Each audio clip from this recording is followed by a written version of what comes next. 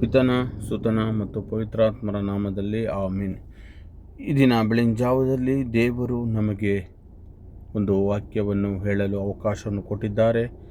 ಈ ವಾಕ್ಯವನ್ನು ಕೇಳಿ ಮುಂಜಾನೆ ಸಮಯದಲ್ಲಿ ನಾವು ನಮ್ಮ ಕೆಲಸ ಕಾರ್ಯಗಳಿಗೆ ಹೊರಡುವಾಗ ದೇವರು ನಮ್ಮೊಂದಿಗೆ ಮಾತನಾಡುತ್ತಾರೆ. ಇಂದು ಪರಿಸ್ಥಿತಿ ಹೇಗೆ ಇದ್ದರೂ ಸರಿ, ದೇವರ ಮೇಲಿನ ನಂಬಿಕೆ ಬಿಡಬೇಡಿ ಎಂಬುದಾಗಿ ನಾನು ಹೇಳಲು ಬಯಸುತ್ತೇನೆ. ದೇವರು ನಿರೀಕ್ಷೆ ಆಶಾಭಂಗ ಮಾಡುವುದಿಲ್ಲ.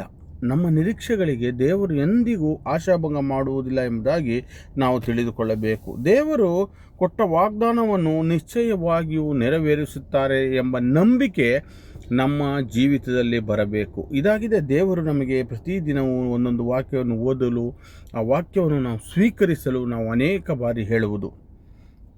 ಈ ದಿನ ದೇವರು ನಮಗೆ ಕೊಟ್ಟಂಥ ವಚನ ಭಾಗ ರೋಮನರ ಬರೆದ ಪುಸ್ತಕ 5ನೇ ಅಧ್ಯಾಯ 5ನೇ ವಚನ.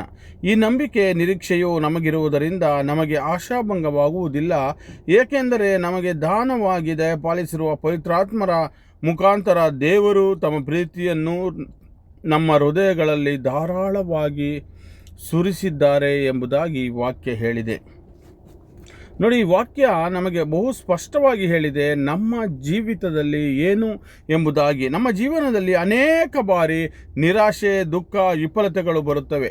ಕೆಲವರು ನಮ್ಮನ್ನು ಬಿಟ್ಟು ಹೋಗಬಹುದು, ಪರಿಸ್ಥಿತಿಗಳು ಬದಲಾಗಬಹುದು, ಆದರೆ ದೇವರಲ್ಲಿ ಇಟ್ಟಿರುವ ನಿರೀಕ್ಷೆ ಎಂದಿಗೂ ವ್ಯರ್ಥವಾಗುವುದಿಲ್ಲ ಎಂಬುದಾಗಿ ನಾವು ತಿಳಿದುಕೊಳ್ಳಬೇಕು. ಇದಾಗಿದೆ ನಾವು ತಿಳಿದುಕೊಳ್ಳಬೇಕಾಗಿದೆ. ಏಕೆಂದರೆ ದೇವರು ನಮ್ಮ ಮೇಲೆ ಪ್ರೀತಿ ಇಟ್ಟಿದ್ದಾರೆ ಮತ್ತು ಕಟ್ಟಲ್ಪಟ್ಟಿದ್ದಾರೆ ಎಂಬುದಾಗಿ ನಾವು ತಿಳಿದುಕೊಳ್ಳಬೇಕಾಗಿದೆ. ಈ ವಚನವನ್ನು ಅನೇಕರಿಗೆ ಶೇರ್ ಮಾಡುವ ಮುಖಾಂತರ ದೇವರ ಸ್ವಾರ್ಥೆಯಲ್ಲಿ ಪಾಲುದಾರರಾಗಿ ನಿಮ್ಮ ಪ್ರಾರ್ಥನಾ ಮನವಿಯನ್ನು ಕೆಳಕಂಡ ನಂಬರಿಗೆ ಸಂಪರ್ಕಿಸಿ ನಾವು ನಿಮಗಾಗಿ ಪ್ರಾರ್ಥಿಸುತ್ತೇವೆ. ಆಮೇನ್.